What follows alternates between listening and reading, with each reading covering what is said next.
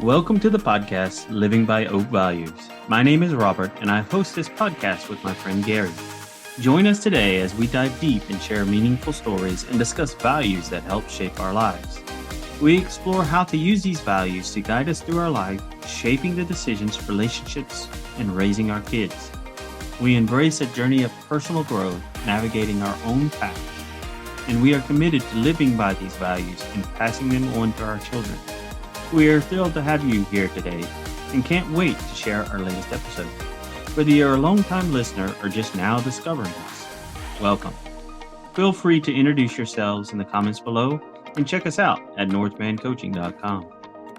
You're welcome to join us in our community at Northman Legacy Crew and let us know what topics you're most interested in hearing about. Sign up with your email for behind the scenes, sneak peeks, and exciting updates. We hope you enjoyed today's episode. Happy listening. This episode is sponsored by Northman Coaching and their signature Oak Value cards. Today we're going to welcome Mr. Kevin Snow. How you doing, Kev? Good. How you doing, buddy? Very well. So you've got your Oak values, and I'm assuming that you must have followed the instructions and picked 20 or so and narrowed them down and got to what, 3, 4? Yeah, it wasn't easy to narrow down, but I mean, the more you really had to, it forced you to think about it, which I say forced. It was a good thing. You know what I mean? It made you, Good force. Okay. So what value did you decide that you want to discuss today? Well, I chose courage, which was interesting because when you think of the word courage and I guess like you think of, vanquishing a dragon or something like that. You're brave, or you know what I mean? And when I read it, the on the card, strength of mind to carry on in spite of danger or hardships, I thought I've had a lot of loss in my life and whatnot, and it's kind of shaped who I am. So I guess I was always stronger or braver than I had given myself credit for in my early years. I've since realized that I actually am. And with the losses and the divorce and whatnot, it's shaped who I am.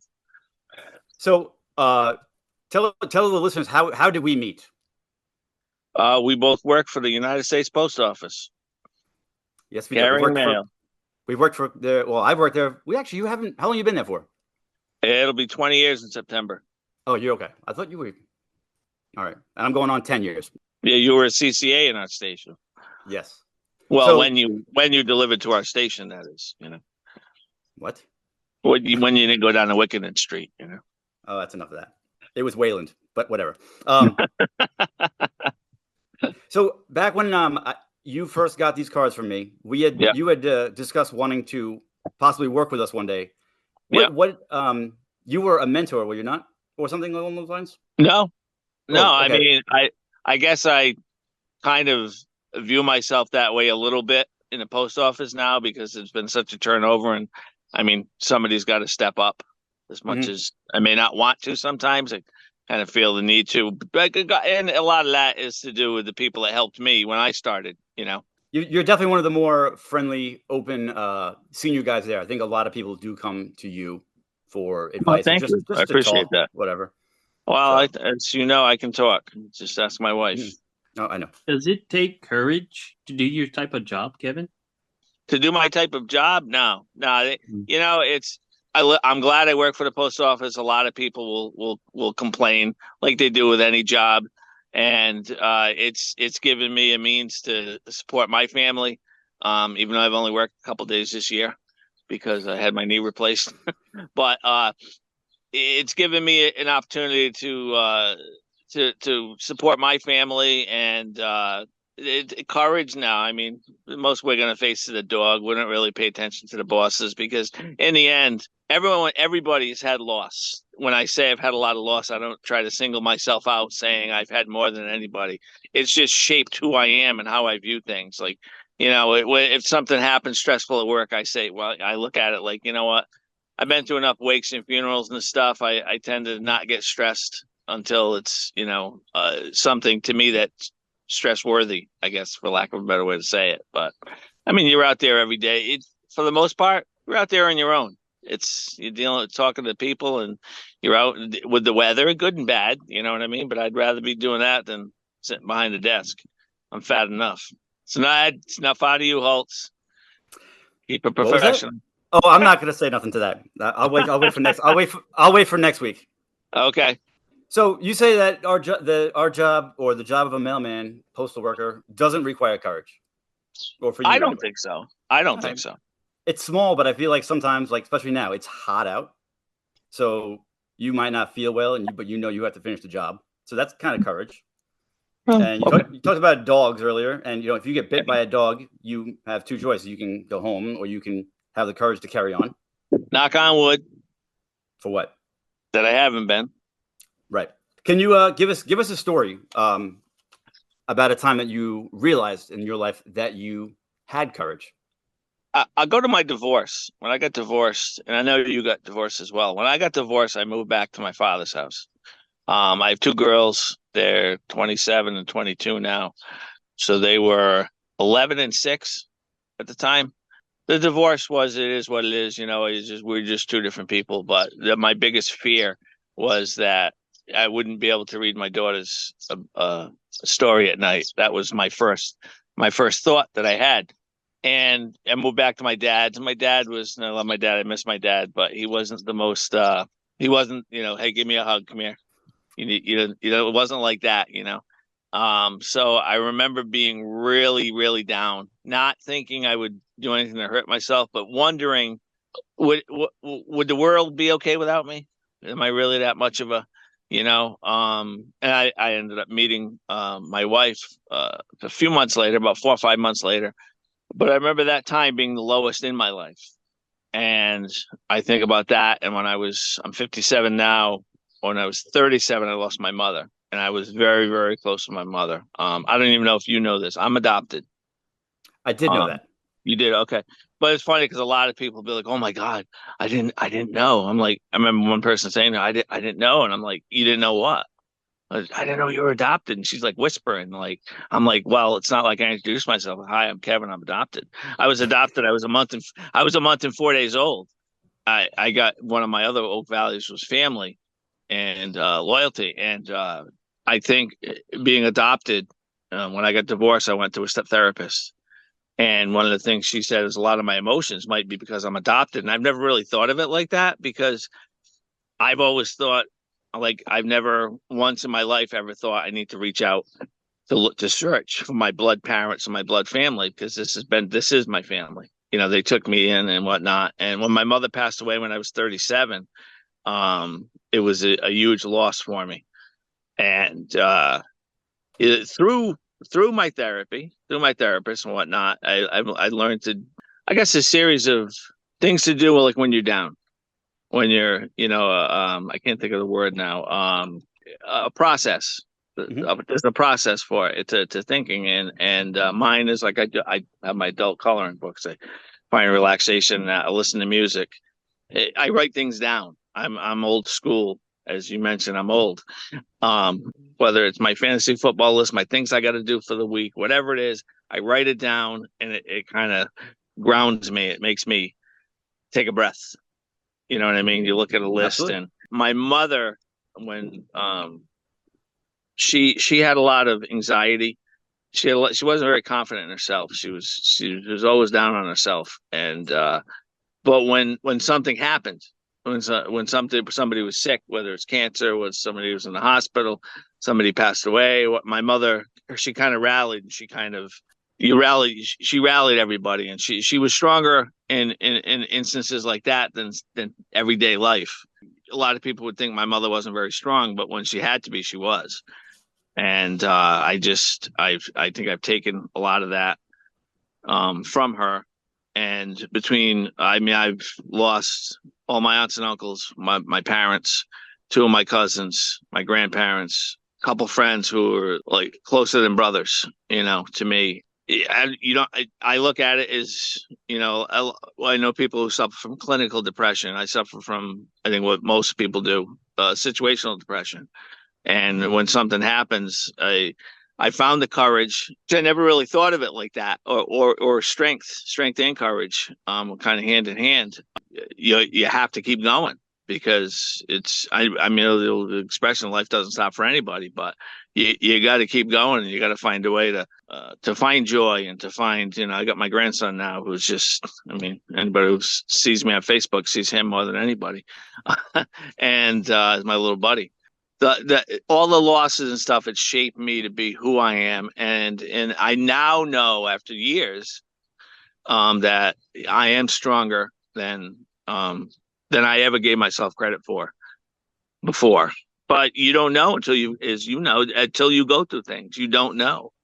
When I was going through my divorce, my friend Amy, one of my very best friends, said to me something to you mentioned something about the fire, and I didn't see what it was today. I'm not sure what it was, but it made me think. My friend Amy, when I was going, she goes, "Yeah, we could all see what was going on, but you were in the middle of the fire, so you couldn't see." I've never forgotten that. Here's an interesting. The day I got my divorce papers was the day I made regular. Nice. Okay. That two good things happened all at once. Yes. I didn't know it at the time. I think that a lot of people have courage and the strength to move on and carry on, but they just don't know it. And they have to. I didn't. Yeah. Right. I didn't either. And it takes, and Rob and I had discussed this on our own this morning, and also with another guest we had earlier, that it takes that dark spot, that spot of pain and hurt to realize this is not what I want. I have to get to the other side.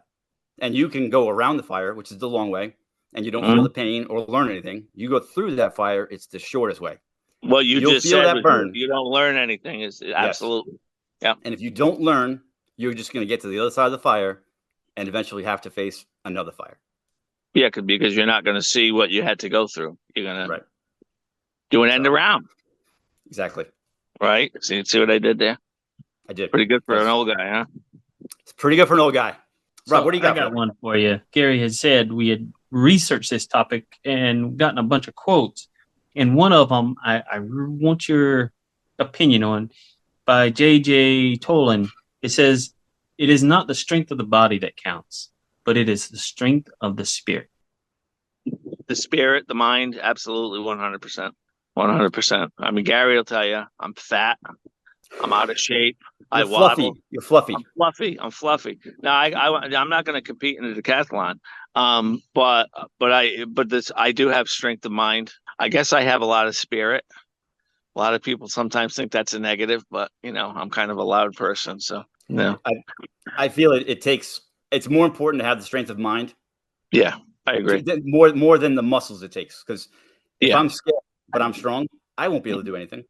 But if I know that, did you say if you were scared and you? Yes, yeah. I could be strong. I could be the Rock, but if I'm afraid, I'm not going to be successful. No. But if I could be me as I am, but I have the power in my mind to know that I can do it. I think my chances of success are a lot greater. I would agree with that 110%. Yeah, I guess it's like with the losses I've mentioned, and this is how it shaped me. I am with the mind and the soul than I ever thought I was. And I never thought I was. I mean, but I had never gone through anything, really. Right. So, question for you: How would you help your grandson realize his courage? Would you think you'd have to wait until he is in a dark spot, or is it something that you could do to help or at least something you could say to him so that when he is in that dark spot, he could be like, "Granddad once told me about this. I can do this." Well, right now, he scares the hell out of me because he's got no fear.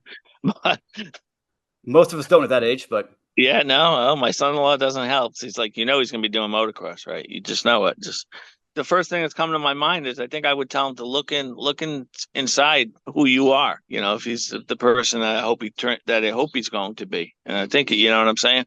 Be who you are. If you're a good person, be who you are. Stand by your values.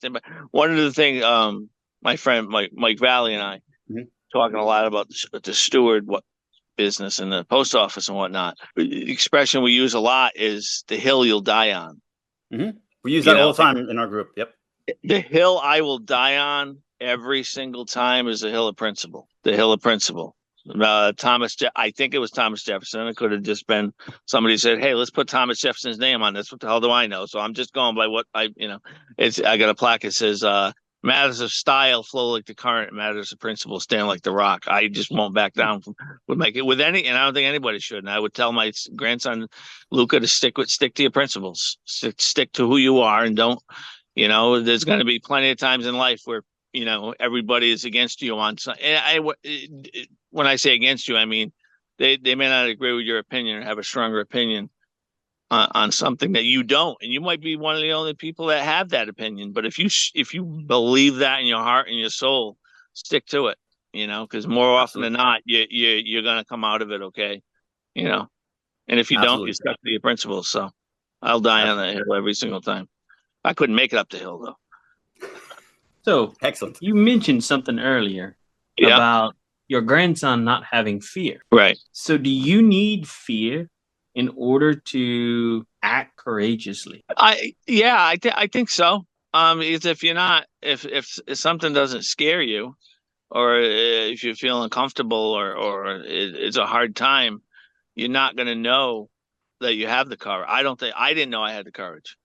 I think you do need a level of fear. And at his age, I don't want him to have fear. I want him to, they make casts, they fix things, He's already had 3 staples in his head because he climbed up the cat condo and fell off onto the floor. We brought him to the hospital. He comes out of the hospital. My daughter had cut the cat condo in half. Mm-hmm. She goes in the kitchen. I go, "Leah, come here a minute." He'd climb right back up on the cat condo right after the hospital. Awesome. Doesn't give up. I love it. No, he doesn't. No, it's, and we can all learn a little bit from that. But I mean, we also know that, we don't rebound as quickly. I think that if you look at, and we talked about this with the guest last week, that if you look at a child, you can learn a lot. Oh my God, absolutely. Something happens, I feel like, somewhere between maybe teenager, where you suddenly stop searching, I guess, or you have fears now. Like your grandson might be afraid of that cat condo in 5 years, but now he's all over it, falling down, getting back on it. I just think that as we get older, we forget that childlike experience and motivation and stuff. Yeah, it's easy, and it's easy to do. We're all guilty of it, Yeah. So I just think we have a lot to learn from watching children. We could definitely learn a lot, and watching the elderly too. We could learn a lot. I haven't learned anything from watching you, sir. I think you might have learned 1 or 2 things. Touche. How to use GPS. It's gonna hurt when you get a piece on my route, but touche. I have the courage to carry on. I'll be fine. I have faith in you. Love it. Rob, any more questions? Oh, sorry. Yes. We at least one good last one is, if you were talking to our listeners out there, and some of them who are still in fear and they need courage in their lives, what would you suggest they might do to start being courageous? Have faith in yourself. Don't be afraid to stop for a second and breathe. And everyone has a process. My process is I'll write things down. I need visual. I'm old school, and but I would say have faith in yourself. I think I would hope everyone thinks they're a good person. So have faith in yourself that you're a good person, and whatever it might be that you're struggling with, that this too shall pass. Like Gary said earlier, you have to go through the fire to learn. You lose a pet. I'll use that example. My wife's aunt. We have 5 cats. But 5, I think. And we've lost cats, and we'll lose cats. And my wife's aunt said, when you lose them, you feel devastated. But would you trade that for all the joy and the love that you felt for all the years? Not for a second. And it's not easy, and it takes courage to do that. Sorry, one more thing about that. It's funny you said that, because I didn't even put that together with courage. And I was telling Rob, because he told his girlfriend a couple weeks ago, about if you don't have the courage to experience things in life, knowing that we're all going to die. Yep. But if I don't take the time to enjoy my life with you in it, or with Rob in it, or whoever, is it worth it to avoid everything, knowing I'm going to get hurt? Mm-hmm. There's a song by Garth Brooks, The Dance. Okay. And it's about, I could have missed the dance but then I could have missed, or I could have missed the hurt or something, but then I would have never danced with you. So it's like he's getting divorced or a breakup. But if he knew that it was going to end, then he might not have ever gone to that dance, but then he wouldn't have had the experiences with that woman. Well, you have to go. I mean, it's Right. It's cliche. It's part of life, but there's a lot more in common with love and fear than I think people realize. Absolutely. You know, And as far as you claiming to be old school and writing things down, we tell our clients and other guys all the time, write things down, journal. I don't know where it is, but he's visiting me right now, Rob, and he bought me a journal that fits in my back pocket. So now I can carry it while I'm working. So if I have a thought or something I want to get off my chest. We thought you were slow already. Right. Yeah. Now I'm going to get overtime. I'll be rich. You close the building now. Anyway, I want to, before we close out, I have one thing to say, but I want to thank you for being on the show. Thank you. I want to thank you for your service to the USPS and to everybody that you deliver to. I'm serious. I mean, people. I know you are. I know you are. People that don't take it. Our job is, I don't want to say difficult. Our job is important. Yeah, it's definitely important. So I want to say thank you for your service. Thank you for showing me how to do my job back in the day. Now I'm better than you. Oh, without a doubt. Without a doubt. I don't know. No. But to our listeners, I want to say, if you are looking for a little boost in motivation and self-improvement, look no further. Our core value cards are designed to empower and inspire you on your personal growth journey. Each card in this collection is thoughtfully crafted with powerful values and helpful definitions. Whether you need a reminder to stay positive, a dose of confidence, or guidance on self-care, these cards have got you covered.